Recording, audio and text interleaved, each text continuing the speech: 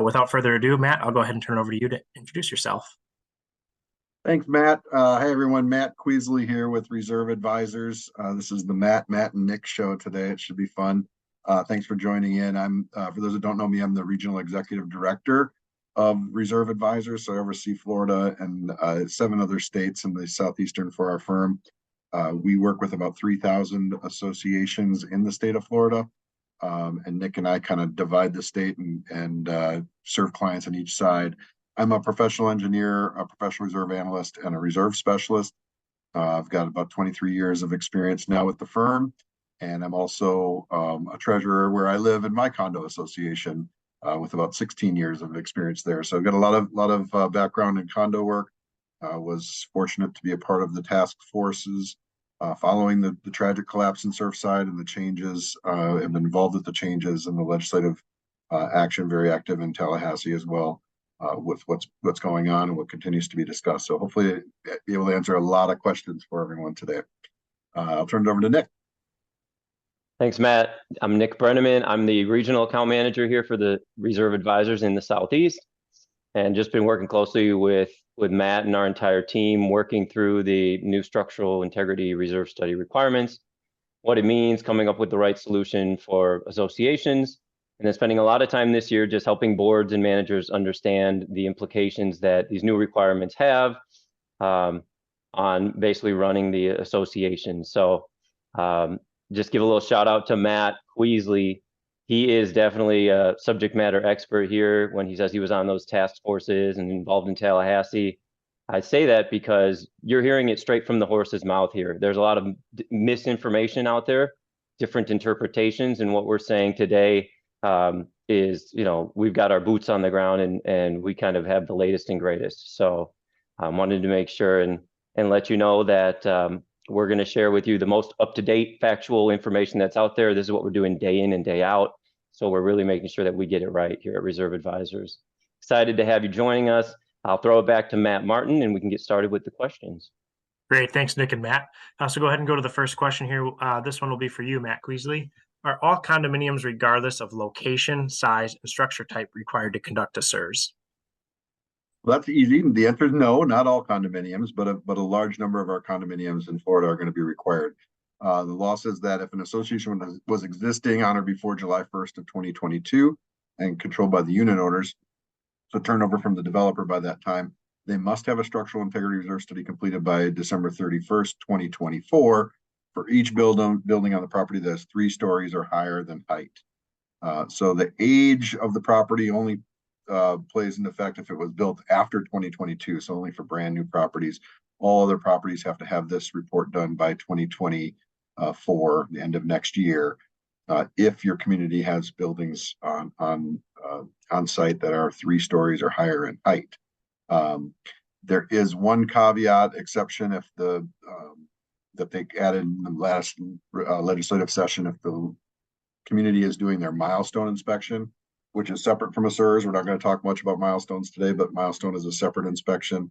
And if that inspection is due in 2025 or 2026, the association may coordinate their SIRS, structural integrity reserve study, with that milestone inspection. So there may be a few communities that need to do those milestone inspections in the next couple of years that are going to get a slight extension as long as they're coordinating their SIRS with their milestone. There are some laws about developer before the developer, so communities that were not existing July 1st, 2022 would have to do a turnover inspection report, and then they'd have essentially 10 years from that point to do their first SIRS.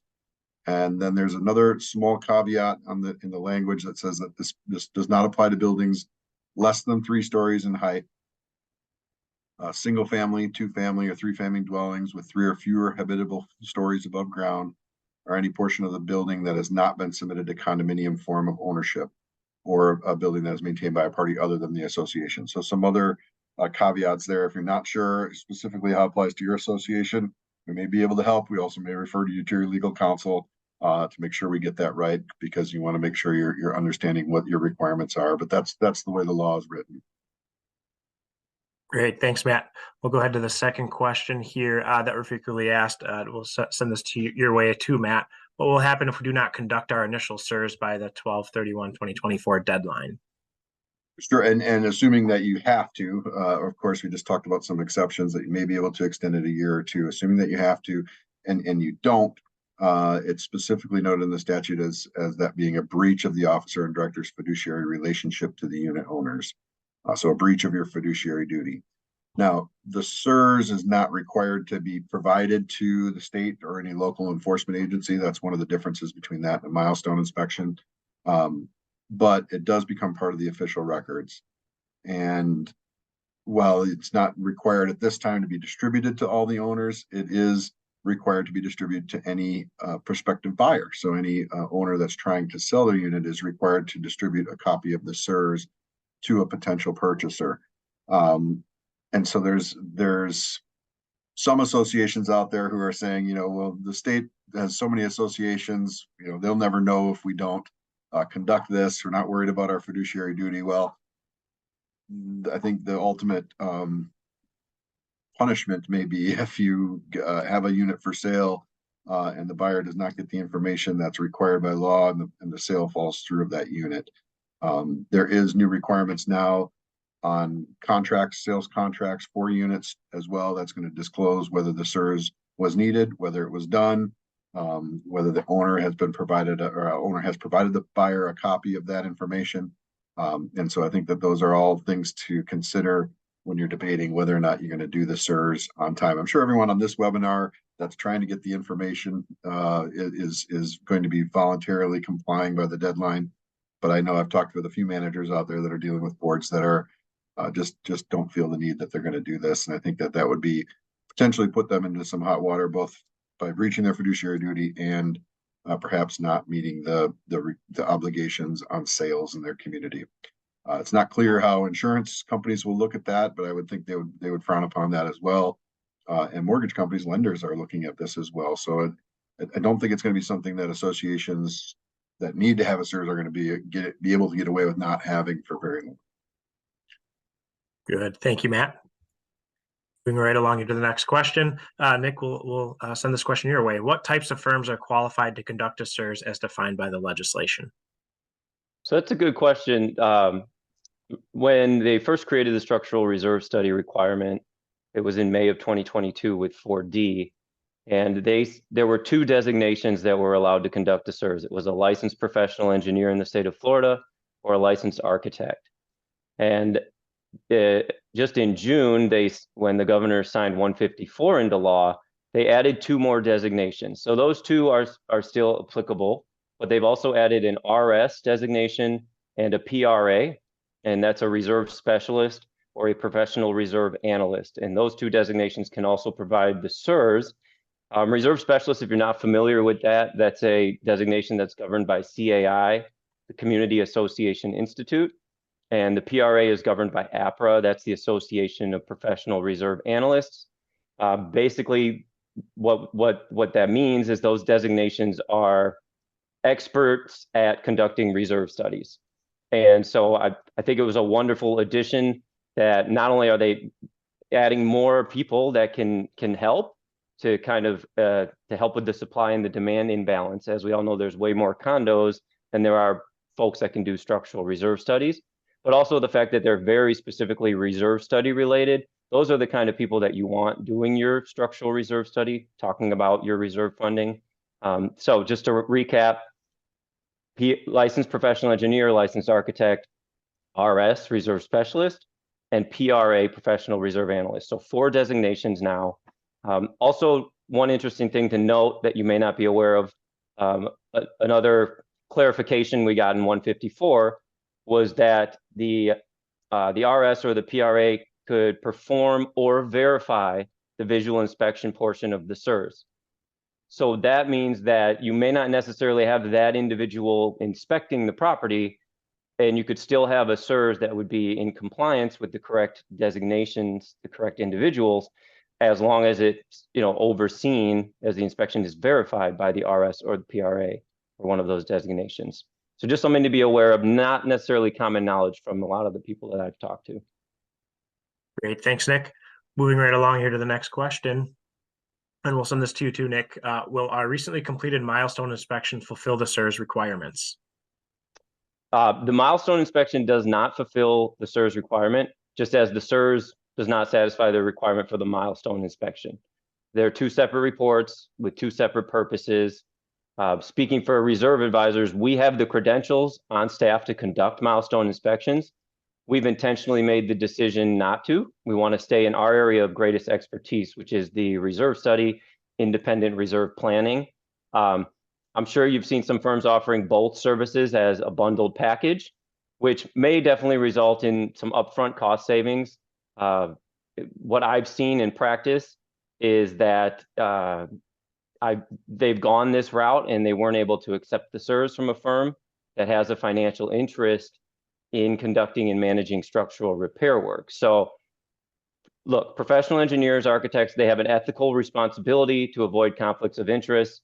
However, even the mere perception of a conflict can create doubt in the mind of owners, of boards, and I've seen it resulting in stalemates or the need to seek a second opinion. So my professional advice would be to have, do them separately, and then you don't have to worry about that. And find a firm that can be objective, independent with the reserve study recommendations. If we're talking about how long your components are going to last, what they're going to cost to replace, you want to make sure that you're getting an independent opinion on that, and that that no one really stands to profit from that who's giving you that information. If you'd like the names of some milestone inspection firms, Matt and I would be happy to get you that information and make some introductions. If you would just let us know, and we'd be happy to do that. Great. Thank you, Nick. Moving right along here. Nick, do you want to answer this one as well? How does a SIRS differ from the traditional reserve study that was previously conducted? I can take that one. You want that one? Yeah, and having done reserve studies for so long, we've got a lot of experience here, but not all reserve studies have always been done by credentialed professionals. There certainly are a lot of us out there, but there was never, the SIRS now has, like Nick said, specific credentials of who can conduct those studies. We've seen in the past where boards or committees or managers have conducted their own reserve studies, which has its own issues and faults with it, but nonetheless it was allowed. The SIRS is not going to allow them to be done by anybody other than a credentialed professional. And then specifically, the SIRS is defined as a study of repairs and replacements and costs for a specific set of items. And those items include the roofs, structure, including load-bearing walls, primary structural systems and members, fireproofing and fire protection systems, plumbing, electrical systems, waterproofing, exterior painting, and then common area windows and exterior doors.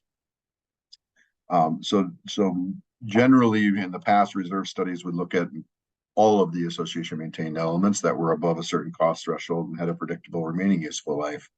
But now it's limited. The SIRS is really, the requirement there is just limited to those items. Generally anything that has a remaining useful life of more than 25 years would not have to be funded, but still should be mentioned in a SIRS. That might not be something traditionally. Some traditional studies would leave out some of the items like plumbing and electrical, and that was oversight, I believe, on the part of those preparers at sometimes, and sometimes we just didn't realize how much those things were going to cost and when they were going to need to be done. But generally, those types of items, even structure repairs, concrete restoration, was often overlooked in traditional studies, which is one of the reasons the legislature decided that we needed to put a little more definition around what's included in a structural integrity reserve study. I'd say when you look at the reports, the main difference between the SIRS and a traditional study is the idea that the SIRS items, funding for the SIRS items cannot be used for any other purpose. So that means if you have, say, an elevator in your building or HVAC items or a swimming pool, and you have money set aside for the items I listed earlier, paragraph G of 718.112, those funds cannot be used for the elevator or the pool or the HV air conditioning equipment. So what we're seeing, how Reserve Advisors is handling this is we're looking at the structural integrity reserve study into two categories. One category of funds for the SIRS items, the specific items that are called out in the statute, and another category of funds for the non-SIRS items or non-structural items. Some studies, other firms are handling this a little bit differently. Some places we're just seeing the SIRS items included and not any of the non-SIRS items. But keep in mind, if you're a condominium in the state of Florida, you still have a requirement to reserve for roofing, painting, paving, and any other expense over $10,000. So in essence, you still have to reserve for those elevators and HVAC systems. Those reserves have a different set of rules around them, though, and therefore we're segregating them in our SIRS. And so I think that's what you'll see in our structural integrity reserve study. Some firms are doing 2 studies, one with the SIRS items, the non-SIRS items, but nonetheless, there is some segregation now that is happening between the structural reserves and the items that would be non-structural, but still may be required to be reserved for. Looking at both, one of the reasons we made the decision to look at both as a part of our services is that many associations, most of our clients now, in fact, have what's called pooled reserves or aggregated reserves into one group. But now recognizing that in the future state, we're going to have 2 different types of reserves, there needs to be some reallocation often of those existing funds. Depending on what's coming up next, it may make sense to allocate some of that money to non-structural, may instead indicate allocate all of that money to non-structural, or the other way, or oftentimes what we're seeing is a split somewhere in between, to establish, kind of a starting point for both of those reserve funds with the existing pooled funds that are there, and identifying, looking at both categories allows us to determine really where the most optimal need of those funds, where the most immediate near-term need of those funds are, to identify the most optimal split of the fund to keep the reserve contributions, everyone's monthly assessments, as low as possible. So that's what we're after when we look at that reserve split. Some associations are kind of directing us to say, no, we want to put everything into structural, all the money into structural, because we're planning on waiving the non-structural reserves. That's a fine approach. That's allowed, of course, with the proper votes. We'll talk about that in a moment, but looking at both of them at least gives you a full picture of what the association's overall expense needs are going to be. So I would take a look, as you're reviewing SIRS or reviewing proposals. If you haven't done that yet, or even if you've done it, check the report to see whether it's got all the items in it, or if it's got just some items in it. If it's got all of the items in it and they're all mixed in one fund, that's really going to perhaps be problematic, because again, you won't be able to use any of those funds for the items that are not listed in paragraph G. One other little difference between SIRS and could be a big difference between SIRS and the traditional reserve studies. It's always been a best practice to do a traditional reserve study on a 2 to 3 year interval. Some associations go a little bit longer, and some associations do it every year, but 3 years is about average from what we see from the interval between reserve study updates. Of course, any projection of estimates, costs, financial planning is something that has to be looked at somewhat frequently. The statutes required this. The legislators put this as a requirement for a SIRS at once every 10 years. So not to discourage people from doing their updates regularly, but that the SIRS is only required every 10 years. Great. Thanks, Matt. Moving right along here. Next question.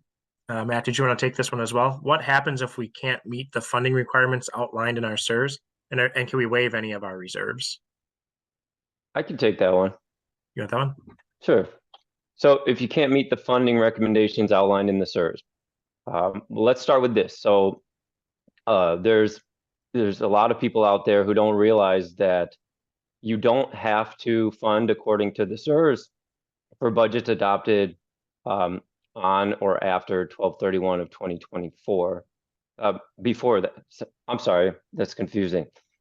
For budgets adopted after 12/31 of 2024, you won't be able to waive or partially fund the SIRS items, but anything before that you can. So what that means is that when you're working on your budget, so fast forward a year from now into budget time 2024, you're working on your 2025 budget, you don't need to use the SIRS as the basis for funding the structural reserves. So essentially, from a budgetary timing, 2026 is going to be the first budget year where you're going to have to fund 100% according to what the SIRS recommends. So I've heard some people say, well, oh, so they've extended the deadline. Well, they haven't really extended the deadline because you still have to have the report and the inspection in your hands by the end of next year. But it's just a clarification on the budget timing. So hopefully you can breathe a little sigh of relief if you thought you had to get your SIRS into your budget right away. It gives you some time. Now, I would say if you have the SIRS back and there's some increases that need to happen, it would probably be in your best interest to start working toward those adjustments because you're just kind of delaying the inevitable. Also, you can waive or partially fund reserves prior to that date, but now you need a majority of the total voting interests in order to do so. Where it was previously a majority of a quorum, now it's a majority of the total voting interests. And that applies when we're talking about waiving or partially funding your reserves. That applies even for your 1- and 2-story condos that are subject to the statutes, that the bar to waive the reserves is now a majority of the total voting interest. Even if you are required to have a SIRS, you can still waive reserves for non-SIRS funds.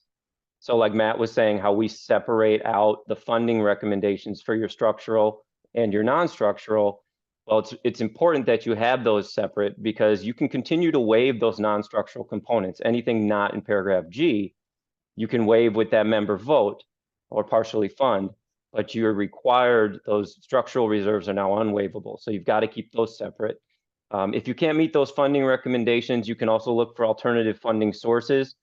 I think it's going to be very common that there's kind of a combination approach here to getting to the reserve numbers you need to if there is a shortfall. Looking at maybe a loan or a special assessment. I would say those are usually only kind of stopgap measures. So ideally, we would want to get the reserves up to a place where they can carry that expense. And then also, I would say it's important to understand the funding goal. There's different funding methodologies that are allowable by the statute. We'll certainly cover that in another webinar. That's a very lengthy conversation. But in a nutshell, your structural reserve funding recommendations, there may be some flexibility on the approach that you're taking. And I would just make sure that if you can't meet the requirements published in the report, I would understand the funding methodologies and see if maybe you can go from maybe a threshold funding to a baseline funding, which is what we would consider the bare minimum. So there's certainly some options available, and it would do you well to understand a little bit about the funding methodologies, especially if those contributions are a challenge to obtain. Great, thank you, Nick. Moving right along here. Next question. Are we allowed to use the cash flow method of reserve funding, or are we required to use the component method of funding? You're muted, Matt. Always do that. Sorry. I can take that one. And I got a question. One of our attendees asked a similar question. I'll try to cover both with one here. But the division has opined, the legislature has opined as well that yes, pooled funding is still allowed. So that's should kind of answer the question succinctly. Yes, you can still use cash flow funding, which is also known as pooled funding, to meet these requirements. Of course, due to the restrictions that we talked about earlier, we think there needs to be a separate accounting of the funds to ensure that the structural money is not being spent on non-structural items. There is not a requirement, though, and Nick kind of touched on this, to have your reserves be 100% funded by the deadline there as well. So that was the question. I think it was one of the anonymous, that was C. Wayne Middleton asked if we had to have them 100% reserved by 12/31/24. And no, that date is, again, for any budget adopted after that date, they're no longer able to waive reserves, but they don't ever require us to be 100% funded, which is the most conservative of the funding goals, and that Nick alluded to. You can use a less conservative funding goal and still achieve the required statutory limits without having to vote to waive the reserves for your SIRS items. Good, thank you, Matt. Moving right along here. Do firms establish reserve funding recommendations for long-lived elements that are required in the SIRS? Right. So this goes to kind of touches on the National Reserve Study Standards identifies a classification of elements called long-lived elements. And these are generally items with a very long useful life or an unpredictable useful life. One of the items that first was put in the statute that's since been modified or removed was the foundation of the building. But it's a classic example of something we might call a long-lived item. And then now it's just a structure, but generally, we're not including replacement of foundations or structure in our SIRS studies. We instead are including any repairs to those items. So if there's a concrete restoration that's needed to the structure or the balcony, floor, slabs, edges, that would be included. Now, National Reserve Study Standards require us to look out over 30 years. So generally, most people that have those designations of reserve specialist or professional reserve analysts are going to look at a 30-year time horizon. The state statutes require 25 years. Or actually, they say that you don't have to fund for anything that has a remaining useful life of over 25 years. So there may be some discrepancy there in the reports, but generally anything over either 25 or 30 years would be noted in the report as something that's long-lived and the association's responsibility, but not something that you would need to start accumulating funds for until its remaining useful life fell into the next 25 years as an example of that. One of the common items here is windows. They usually have a long useful life, so a brand new building might not have to replace their windows in the next 25 years. But as that building reaches 20 years, then the windows would start to pull in. And I'll take this opportunity too, since I'm talking about windows. Only association windows, so windows that are maintained by the association, are required to be in there. That they Senate Bill 154 last year or earlier this year, recently just clarified that these items that the association has a reserve for are only the items that the association is responsible for. That is not their intent to start reserving, have condos start reserving for items that are the homeowner's responsibility. Great, thank you, Matt. Moving right along here, I believe this might be our last question. Is the new SIRS requirement resulting in larger increases in annual reserve contributions? I can take that one, or at least start it. Yeah, we've definitely seen some substantial increases for many of our clients.